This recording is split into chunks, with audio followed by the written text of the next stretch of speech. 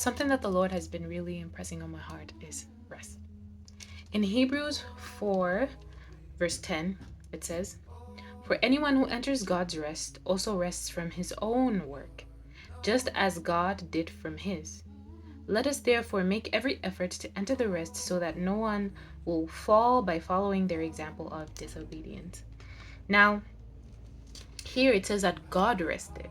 When did he rest, right?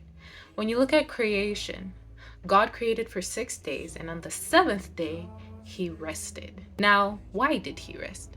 I believe that God created, or rather, when you read, you see that God created systems that sustain themselves. He didn't have to create a baby and hand it to Adam and Eve and say, "Hey, here's your child." He didn't have to create fruit and put it on the tree and said, "Here's fruit." He created systems within the tree that make it produce fruit. And he created systems within the human being that recreates or procreates. And that applies to us also. Now, we don't have to toil and work so hard on anything really, because God has finished the work. There is systems that God has created in our lives that are meant to work on their own.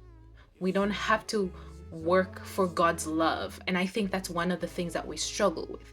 We don't have to work for God's love. So we need to remember to be still and know that he is God and he has already done the work. It is finished.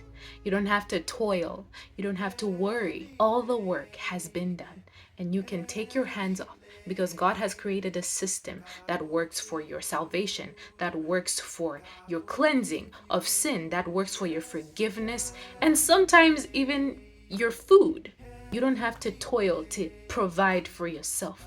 There's a system that God has created in order for that to be done. So remember to rest today. Maybe from actual work. And in other areas as well. In every area. Because God has taken care of all your needs. So remember that.